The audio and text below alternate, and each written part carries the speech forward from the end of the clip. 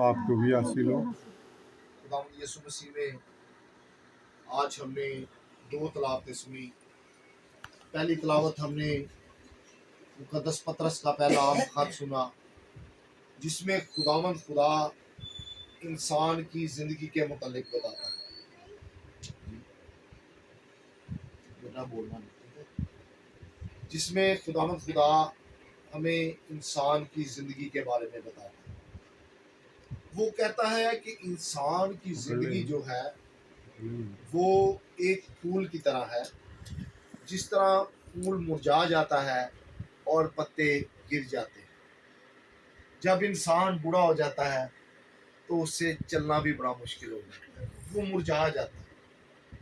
Police رسول کہتا ہے کہ جب وہ مرجھا جاتا ہے تو پھر اس کے پتے بھی گرنا شروع ہو جاتے ہیں۔ پھول کبھی کسی نے دیکھا؟ سب نے دیکھا ہو۔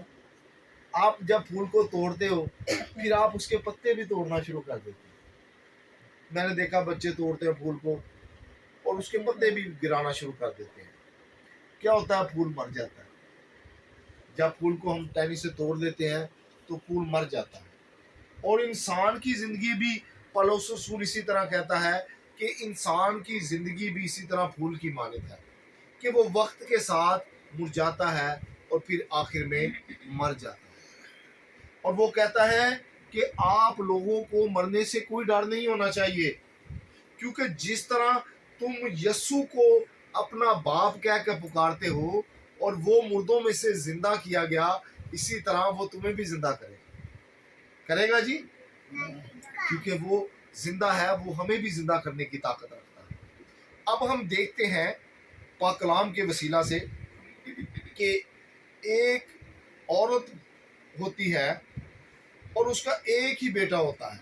ہم نے پاک کلام میں یہ سٹوری پڑھی ہوگی، اور اس کا بیٹا مر جاتا ہے اور وہ یسوع کے پاس آتی ہے، کہتی ہے خداوند میرا ایک ہی بیٹا تھا اور وہ بھی مر گیا ہے۔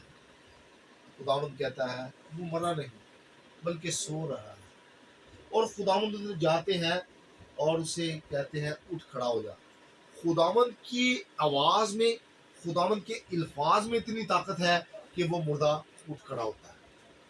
اور ہم دیکھتے ہیں کہ خداوند یسوع جو ہے وہ جو کہتا ہے وہ ہو جاتا ہے۔ وہ طوفان کو تھما دیتا ہے، وہ پانی کی جو بے شمار پانی لہریں سمندر کی ہوتی ہیں اسے تھما دیتا ہے۔ خداوند مردوں کو زندہ کر دیتا ہے، وہ اس سے کوڑیوں کو پاک صاف کر دیتا ہے۔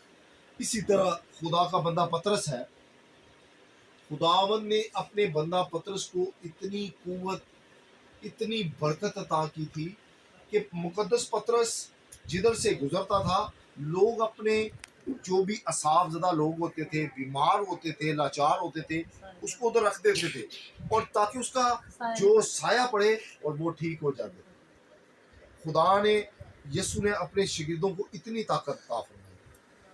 اور ہم دیکھتے ہیں کہ جیسے جیسے ہم ایمان میں آگے بڑھتے ہیں، ہمارا ایمان بھی مضبوط ہوتا ہے، تو ہم بھی خداوند کے قریب تر ہوتے جاتے ہیں اور خداوند ہمیں مضبوط کرتا